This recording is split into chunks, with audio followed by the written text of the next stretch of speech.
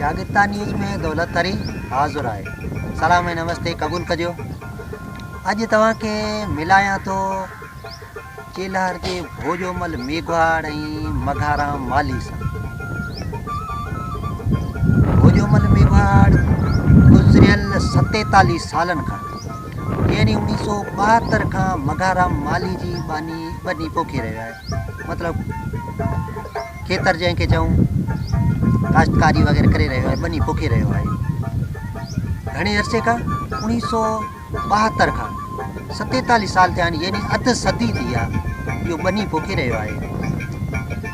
जहिड़ो भोजोमल मेघवाड़ ईमानदार आहे, तहिड़ो ई इन्हनि जो मुजेरी, इन्हनि जो ज़मीनदार मघाराम माली उहो बि महिरबानी आहे। अॼु तव्हांखे इन्हनि ॿिन्ही सां मिलाईंदासीं, इन्हनि ॿिन्ही जूं तव्हांखे ॻाल्हियूं ॿुधाईंदासीं। ॾिसूं इहे छा था चवनि।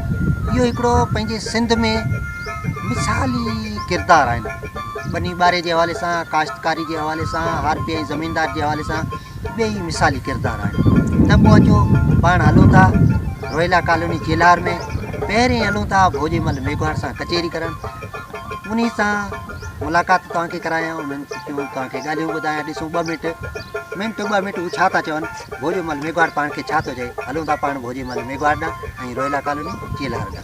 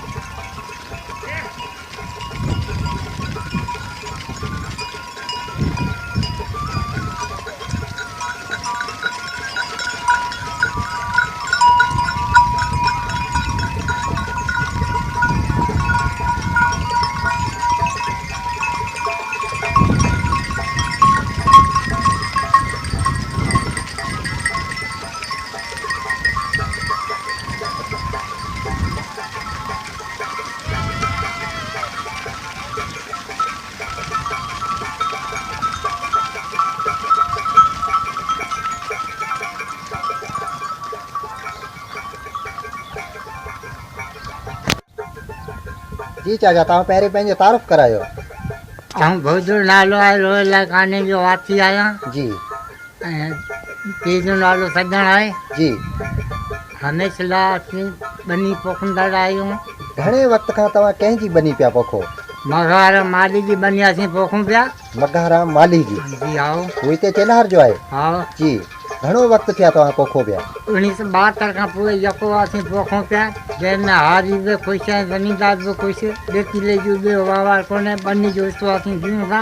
जी। ऐं अॼु तक बि असांजी मोहबत वधीक आहे, उहे बि असां मां ख़ुशि आहियूं, असीं बि उन बनी जी कमाई मां ख़ुशि आहियूं। अच्छा, 1972 खां? हा। मतिलबु जहिड़ो अधु सदी थी वई, 47 साल थी विया। हा। यको पोखो पिया? यको पोखूं पिया। अॼु ॾींदा आहिनि कॾहिं तव्हां में माना तू में या न, असां में मोहबत तमामु वधीक आहे। 3 फुट खां वधीक मोहबत आहे असां मां। अच्छा, हारी ज़मीन ॿिन्हिनि में एतिरी तव्हांजी मोहबत आहे? हा। अॼु खां वठी बि पोइ बि असांजे औलाद में बि इहा साॻी मोहबत रहंदी। अच्छा। हा।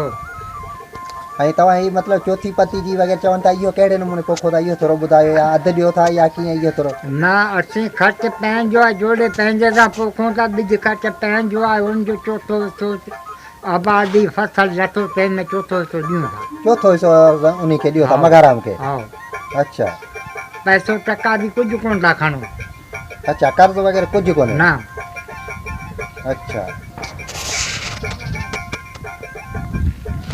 भोजोमल मेघवाड़ जो तव्हां ॻाल्हियूं ॿुधियूं। हाणे पाण हलूं था भोजोमल मेघवाड़ जो जेको मुजेरी आहे, ज़मीनदार आहे, मघाराम माली। ॾिसो मघाराम माली या तासरात छा आहिनि, मघाराम माली भोजोमल मेघवाड़ जे बारे में छा थो चए। त पोइ पाण हलूं था मघाराम माली ॾांहुं।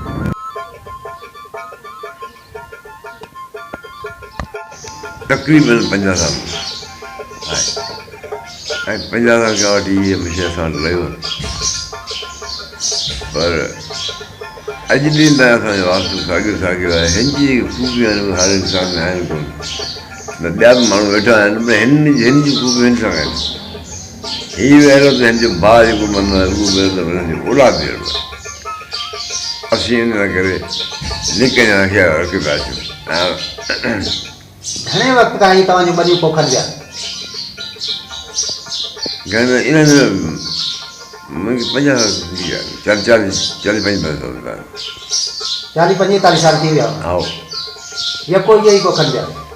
हा हीअ पोखे हिनजो भाउ पोखे थो छोकिरो पोखे थो सदा पोखे बसि हा ख़ानदान इहो ई आहे ख़ानदान इहो ई आहे। हा इन में कॾहिं को लाव चाढ़ो कॾहिं तव्हांजे मतिलबु फसल जे हवाले सां को उपत जे आमदनी जे हवाले सां न, असांखे नी घटि ॾिनो या उसूल जेको आहे पंहिंजी जाइ ते आहे असांजो उसूल माइटनि वॾी आहे त ॿनी में घेरनि खां पोइ निमला कोन हेठि कोन मिलंदा आहिनि का शइ खणण लाइ बि ओतिरे वेठा हूंदा आहियूं पाण हारी खणी ईंदा आहियूं जेकी ॾेई हूंदो आहे ऐं उसूल वरी जो आहे मूंखां कॾहिं टको वरितो कोन उधार टका बि या उधार न कॾहिं न मुंहिंजो जो रूह खटो थी वञे सभु पैसे में ॾेढ थी वञे इहो उसूल आहे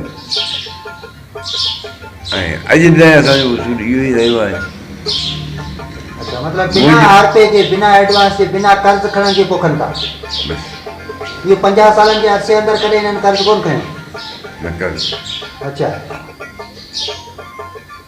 हिननि खां तव्हांजी का शिकायत व्याज पे खणंदा आहिनि जी व्याज भरंदा आहिनि पर मूंखां कोन अच्छा हा मुंहिंजे जो रूह असां खटो करणो ई वञे मुंहिंजे जो रूह खटो करणो ई वञे बसि हाणे मूं छोकिरो पढ़ायो त उमरकोट में हिनखे ख़बर पई मूं आयो अॻु में 15-20 अॻु में आयो अॻु में आयो उहे मुंहिंजी जाइ ठाहियां कमु कयां सभु कुझु विकायूं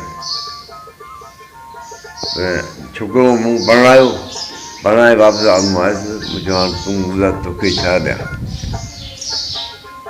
नींद बि ॾिनी छोकिरे जी मुंहिंजी तोखे छा ॾियां मूंखे छा ॾींदा छोकिरो मुंहिंजो भाइटो आहे ऐं हारी कोन आहियां ऐं भाउ बि आयो आहे त ढगो बीठो मुंहिंजी हीअ वठी वञ ढगो पैसा वापस पुछो हली आयो या मुंहिंजे खां वठां पैसा हिकु बार हीअ पढ़ियो हिनखे अमरकोट वठी उते मूं पढ़ायो हिनखे हाणे ॿिया छोकिरा पोइ हिन पाण ई पढ़ाया असांजो उसूल इहो ई आहे तव्हां साईं जे घर वग़ैरह उते रहिया हुआ हेॾा न थोरो तव्हां बि ॿुधायो साईं जे हवाले सां जी बिल्कुलु आउं साईं जे घर 2 साल रहियसि फस्ट ईयर इंटर 2 साल में हुते इम्तिहान ॾिनो 2 साल हुते पढ़ियसि पर साईं जे घर जो भाती थी आउं रहियसि अच्छा बिल्कुलु घर जो भाती थी रहियसि मुंहिंजो तमामु घणो ख़्यालु रखंदा हुआ मुंहिंजी तमामु घणी हिननि सपोर्ट कई ऐं मूंखे तव्हांखे औलाद सम्झी औलाद बिल्कुलु औलाद सम्झी अच्छा जी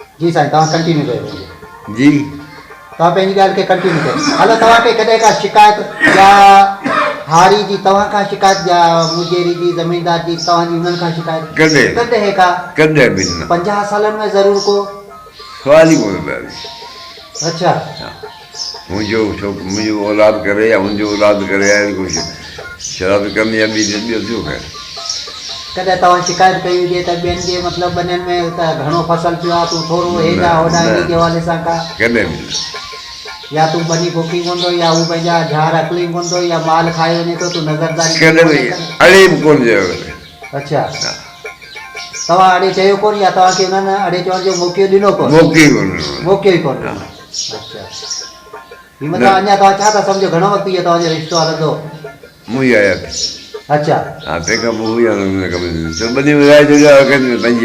अच्छा जेसिताईं तव्हां वेठा आहियो तेसिताईं मतिलबु बोझे मथां तव्हांजो इहो रिश्तो हलंदो इहो रिश्तो घणो त ॿिया उहे बि कटींदा कोन रिश्तो अच्छा औलाद बि कोन कटींदो मतिलबु तव्हां त पोइ 50 सालनि जो अर्सो इहो त हिकिड़ो तव्हां मिसाली थी विया आहियो न जी 5 साल जी इहो तव्हांखे यादि आहे कहिड़े सन में कहिड़े साल में मतिलबु तव्हां बनी इहो तव्हांखे यादि आहे या तव्हांजे बापनि ॾाॾनि ॾिनी हुई या तव्हां पंहिंजे हथां ॾिनी तव्हांजे बाबा ॾिनी हुई अच्छा उन खां वठी अॼु बि हिन खे पोखनि पिया।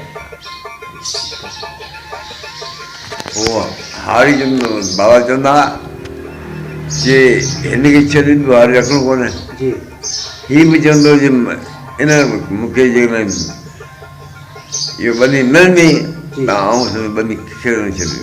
अच्छा हारी पियो छॾींदुसि, ॿिए कंहिं हारी कोन थींदो। अच्छा इहो हिन जो प्रेरणो। हलो हाणे हीअ फसल तव्हांखे घर पहुचाए वञनि या तव्हांखे हुते खणणु वञिणो पवे थो? फसल जी मुंहिंजी सहूलियत करे जेकर आहे उठ बीठा आहिनि पहुचाए वञे, जेकर न त आउं ॿी गाॾी वठी गाॾी वठी वठी ईंदो आहियां, इन्हनि खे पहुचाईंदो आहियां। हा हिसाबु किताबु असांखे कोन्हे। तव्हां कॾहिं ॿनी विज़िट करणु विया हुआ हुते खां तव्हांखे का शिकायत हुजे? न विज़िट करणु आउं हर साल हूंदो ॿनींदा आहियां। अच्छा न वेंदा वठणु ईंदा आहिनि। अच्छा हल वञे ईंदा आहियूं। बिरादरान कंदा असांजा। अच्छा बिरादरान सां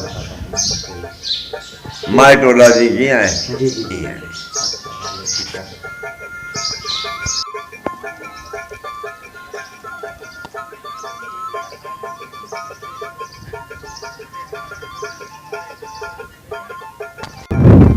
भोजोमल जो हिकिड़ो अनोखो मुख़्तलिफ़ मिसाल आहे। अहिड़ा मिसाल मिलणु तमामु मुश्किल आहिनि ऐं तक़रीबन 50 साल अॻु में यानी 1972 ईस्वीअ में जुलाई जे महीने में हुन ॿनी पोखणु शुरू कई ऐं हारी ऐं मुजेरी यानी ज़मींदार, हारी ऐं ज़मींदार जो अहिड़ो अनोखो रिश्तो जंहिंमें हारी बि पंहिंजे पारां सही तरीक़े सां बिल्कुलु सचाई सां ईमानदारी सां ऐं ज़मींदार बि अहिड़ी जी अहिड़ी उन सां सचाई ॾेखारे अहिड़ो मिसाल मिलणु मुश्किल आहे।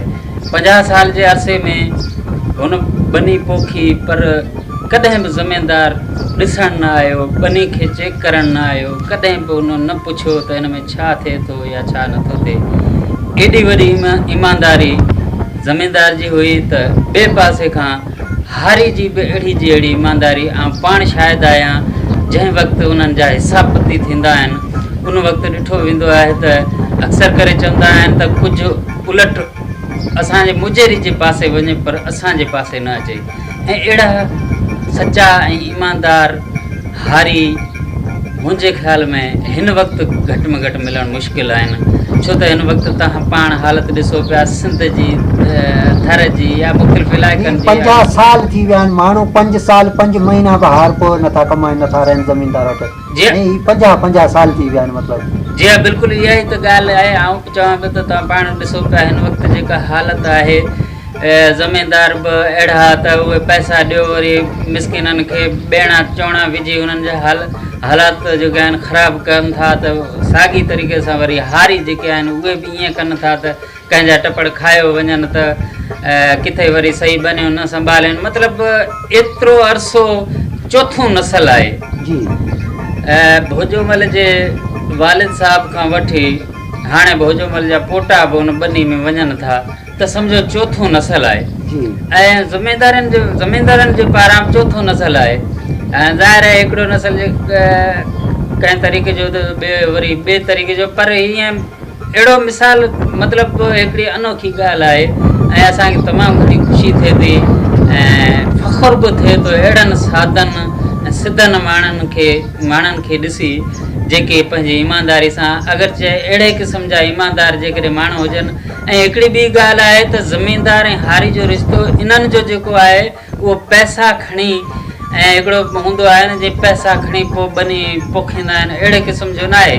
सिर्फ़ु चोथे पती वारो हिसो आहे जंहिंमें पैसनि जी का ॻाल्हि ई न आहे। हालांकि पाण ख़ुदि भोजोमल बि सुठो हिकिड़ो पंहिंजी वारो आहे, को हारी आहे इन क़िस्म जो माण्हू न आहे, औलाद बि नौकरियुनि ते आहे, हर शइ आहे। मतिलबु हारी न आहिनि, सिर्फ़ु ॿनी पोखींदा आहिनि हिसे ते। पर उन जे बावजूदि बि तव्हां ॾिसो न एतिरी ईमानदारी सां न कॾहिं हारी पुछियो न कॾहिं वरी मुजेरी बि पुछियो त तूं छा थो अन्न केतिरो थो थिए या छा थो थिए। ऐं अहिड़ो मिसाल तमामु घणी ख़ुशी थिए थी। आउं चवां थो जेकॾहिं अहिड़ा हारी ऐं अहिड़ा मुजेरी जेकॾहिं पाण में अहिड़ा रिश्ता हुजनि जेके सदियूं हलनि, नसलनि ताईं हलनि, त पोइ को बि सबबु न आहे जो हिन खिते में मतिलबु इख़लाक़ जो ईमानदारी जो को भौचाल अचे या पंहिंजो छा चवनि हुननि खे ॾुकार अचे। मतिलबु इन में इहो त हिकिड़ो मतिलबु ईअं थियो त सिंध समेत पंहिंजी घर समेत मतिलबु सॼी सिंध में पूरे पाकिस्तान में इहो हिकिड़ो मिसाल इन्हनि क़ाइमु कयो आहे भोजीमल ऐं मतिलबु मघाराम जी हाँ बिल्कुलु मिसाल आहे माना हारियुनि लाइ ज़मीनदारनि लाइ सभिनी लाइ मिसाल आहे जी हाँ बिल्कुलु बिल्कुलु मिसाल आहे असांखे यादि न आहे त किथे असां ईअं ॿुधो बि हुजे त 50 साल ताईं मतिलबु हिकिड़ो हारी कंहिं ज़मीनदार जी बनी पोखे थो ऐं हमेशह जे लाइ मसलसल पोखींदो रहे थो ईअं ॿुधो न आहे पर इहो असांजे अखियुनि ॾिठो मिसाल आहे असांखे यादि न आहे अलाए जे कॾहिं खां हिननि पोखणु शुरू कयो अञा बि ईअं हले पियो ऐं न को पुछण वारो आहे ज़मीनदार जे पारो न हारी जे पारो सही महिरबानी महिरबानी